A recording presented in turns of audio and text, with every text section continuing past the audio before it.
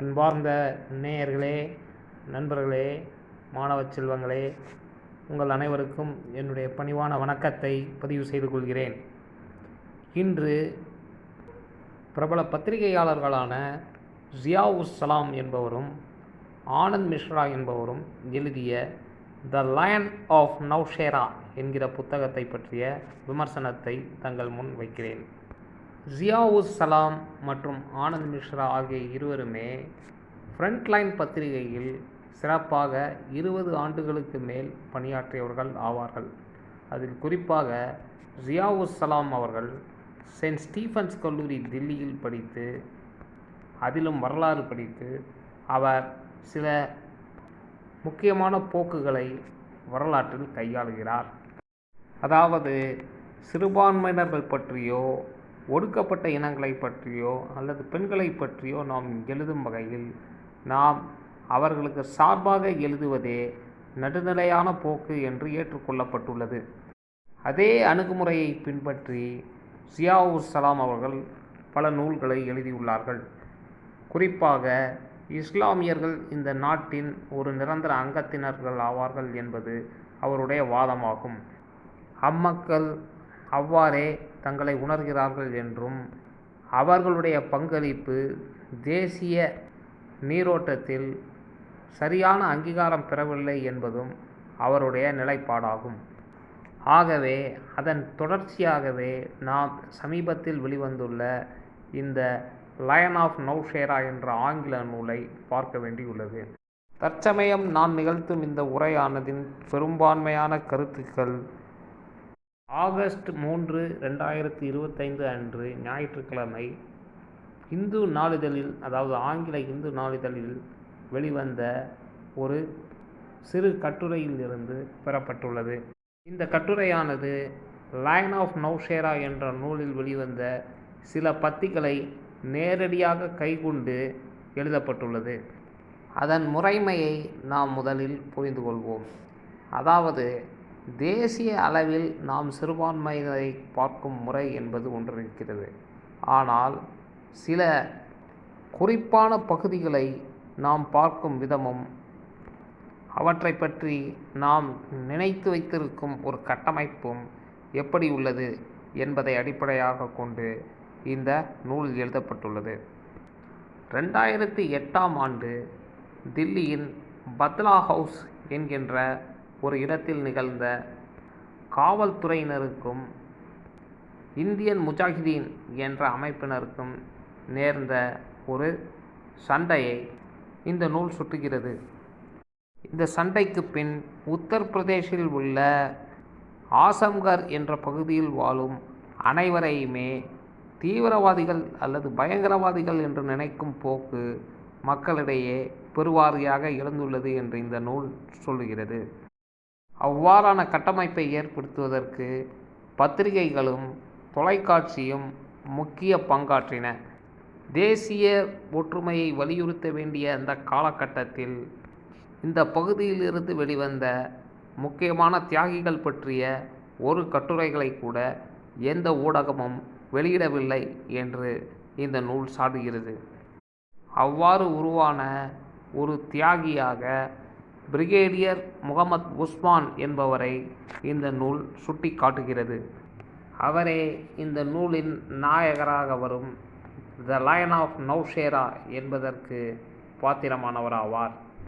இவர் பற்றிய குறிப்புகள் இணையதளத்தில், குறிப்பாக விக்கிபீடியா என்ற இணையதளத்தில் உங்களுக்கு விபரமாக கிடைக்கின்றன.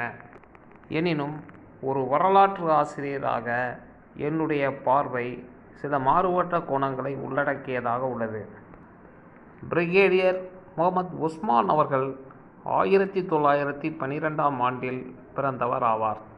அவரது தந்தை காவல்துறையில் மிக உயர்ந்த பதவியில் இருந்ததாக தெரிகிறது. அவர் பனாரஸ் நகரில் அதிகாரியாக இருந்துள்ளார். உத்தரப்பிரதேசம் என்ற பெயரும் பனாரஸ் என்ற பெயரையும் நாம் அலிகர் இயக்கத்தோடு தொடர்பு படுத்தாமல் பார்க்க முடியாது. அதிலும் இஸ்லாமியர்களின் கல்வி வளர்ச்சிக்கு அலிகர் இயக்கம் முக்கியமான பங்களிப்பை ஏற்படுத்தியுள்ளது என்பது நாம் அனைவரும் அறிந்ததே. அவ்வாறான தாக்கம் இருந்தபொழுதும் பிரிகேடியர் முகமது உஸ்மான் அவர்களின் குடும்பம் இந்த மண்ணுக்கு உண்மையானவர்களாக திகழ்ந்துள்ளார்கள். இன்றளவில் அதிகாரத்தை கைக்கொள்வதே ஒடுக்கப்பட்டவர்களும் சிறுபான்மையினர்களும் முன்னேறுவதற்கு வழிவகுக்கும் என்று சிந்திக்கும் காலத்தில் வாழ்ந்து கொண்டிருக்கிறோம். ஆனால் 20ஆம் நூற்றாண்டின் தொடக்கத்திலேயே அவ்வாறான சிந்தனை முகமது உஸ்மான் அவர்களின் குடும்பத்தில் இருந்துள்ளது என்றால் அது மிகையானதல்ல. ஆகவே அவரது தந்தை கல்வியை ஒரு களமாக எடுத்து அதன் மூலமாக தன்னுடைய குடும்பத்தை வளர்த்துள்ளார். 1912ஆம் ஆண்டு பிறந்த திரு முகமது உஸ்மான் அவர்கள் கண் முன்பாக இரு பெரும் வாய்ப்புகள் உள்ளன.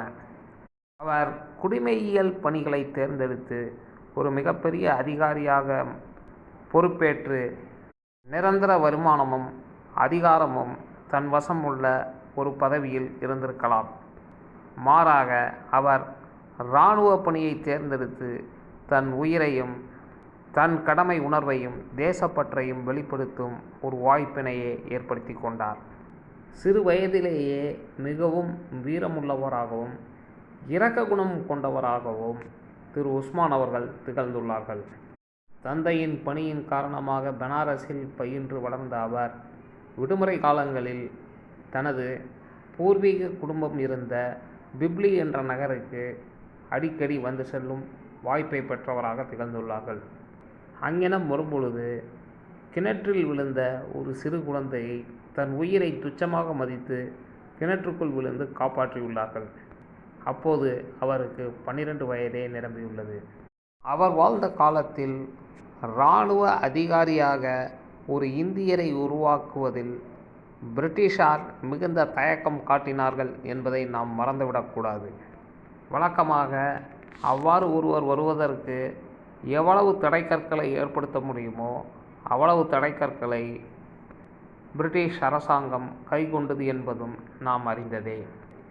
இவ்வாறான சோதனைகளை எல்லாம் கடந்து சாதனை படைக்கும் நபராக திரு முகமது உஸ்மான் அவர்கள் தேர்வில் தேர்ச்சி பெற்று இங்கிலாந்தின் சாண்ட்ஹர்ஸ்ட் நகரில் உள்ள ராயல் மிலிட்டரி கல்லூரியில் பயிற்சி பெறும் வாய்ப்பை பெற்றார்கள். அதன் பின் தொடர்ச்சியாக பல்வேறு இராணுவ பொறுப்புகளை தாங்கி மேல் படிப்புக்காக கொட்டா நகரில் அமைந்துள்ள இராணுவ கல்லூரியில் படித்தார்கள். இந்த இடத்தில் நாம் தெரிந்து கொள்ள வேண்டிய ஒரு முக்கியமான அம்சமானது, இராணுவ அதிகாரிகளை பொறுத்தமட்டில் அவர்கள் தொடர்ச்சியாக பயிற்சியிலும் கல்வி மேம்பாட்டிலும் ஈடுபடுத்தப்பட்டு கொண்டிருப்பார்கள். அதில் சிறந்த நிலையை எட்டுபவர்களே உயர் பதவிகளுக்கு நியமிக்கப்படும் வாய்ப்பை பெறுவார்கள். அந்த வகையில் வெறும் 36 வயதில், அதுவும் ஆங்கிலேயர்களுடைய ஆட்சி காலத்தில், பிரிகேடியர் என்ற உயர்ந்த அந்தஸ்தை திரு முகமது உஸ்மான் அவர்கள் பெற்றார்கள் என்றால் அது மிகவும் பாராட்டப்பட வேண்டிய ஒரு அம்சமாகும். உயரதிகாரிகளின் இரகசிய அறிக்கை, ஓய்வில்லா பயிற்சி, சக பணியாளர்களின் நம்பிக்கையை பெறுதல் போன்ற உன்னதமான கூறுகளை உள்ளடக்கியது அவரது பதவி உயர்வு. இவ்வாறெல்லாம் சிறந்த பண்புகளை கொண்ட ஒரு அதிகாரியை விட்டு கொடுக்க யாருக்கும் மனம் வராது என்பது உண்மையே. ஆகவே இந்தியா பாகிஸ்தான் என்ற இரு நாடுகள் உருவாகும் தருணத்தில் பாகிஸ்தான் நாட்டை உருவாக்கியவர்கள் அவருக்கு இராணுவ உயர் தளபதி பதவியை கொடுப்பதாக உறுதியளித்தார்கள். அதோடு மிகுந்த செல்வாக்கும் பணமும் பிற பலன்களும் கொடுப்பதாகவும் அவருக்கு வாக்களித்தார்கள். ஆனால் தன் மண்ணின் மீது கொண்ட மாறாத பற்றின் காரணமாக அவ்வாறான எந்த ஈர்ப்புக்கும் இடம் கொடுக்காமல் பிரிகேடியர் முகமது உஸ்மான் அவர்கள் தம் தாய்நாடான இந்திய மண்ணிற்காக உழைப்பதற்கு உறுதி பூண்டு அவ்வாறே செயல்பட்டார்கள். இவ்விடத்தில் ஜியாவுஸ் சலாம் அவர்களும் ஆனந்த் மிஸ்ரா அவர்களும் நம் நாட்டின் இஸ்லாமிய சகோதரர்களை பாபரின் வாரிசுகள் என்றும் அவுரங்கசீப்பின் வாரிசுகள் என்றும் இகழப்படுவதை சுட்டி காட்டுகிறார்கள். பாபரின் வாரிசுகள் என்றால் ஒரு படையெடுத்தவரின் வம்சாவளியினர் என்று பொருள் என்றும், அவுரங்கசீப்பின் வாரிசுகள் என்றால் கோவில்களை இடிப்பவர்களின் வம்சாவளியினர் என்றும் இந்நூலின் ஆசிரியர்கள் கூறுகிறார்கள்.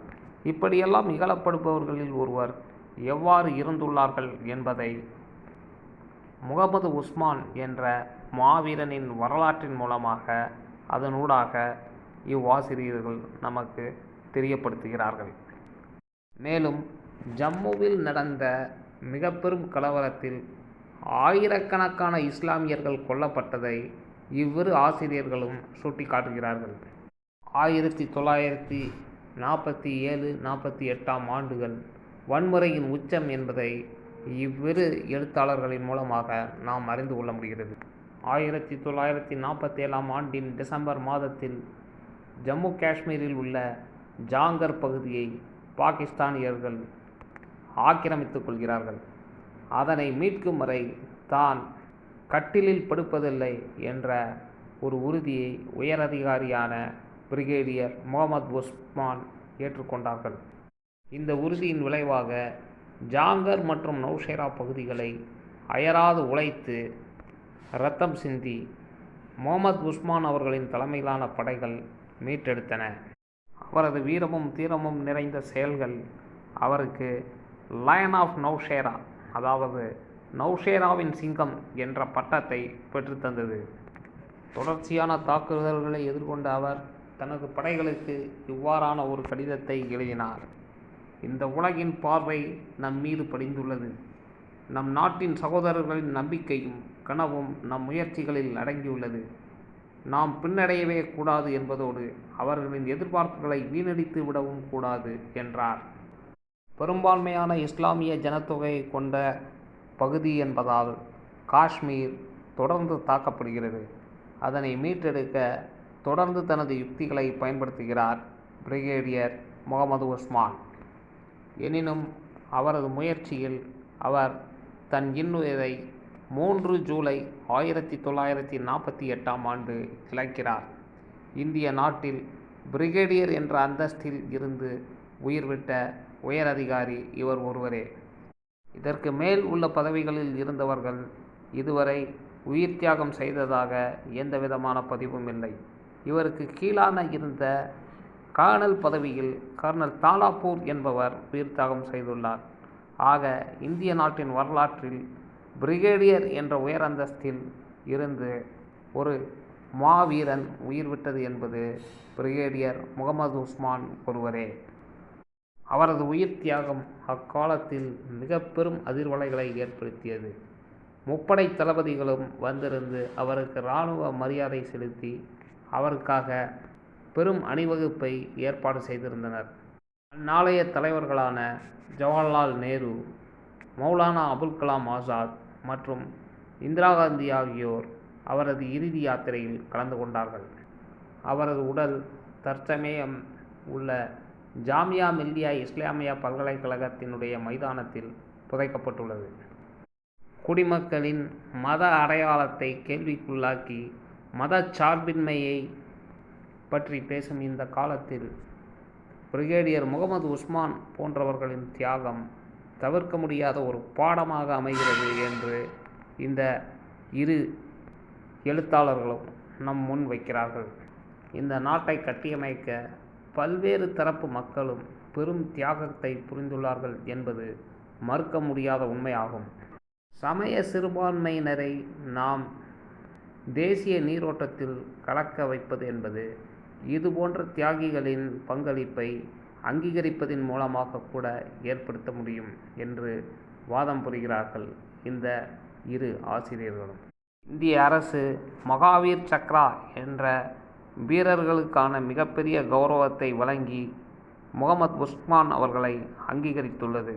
எனினும் அவரது வரலாறு ஒரு ஓரத்தில் முடக்கப்பட்டதாகவே தெரிகிறது.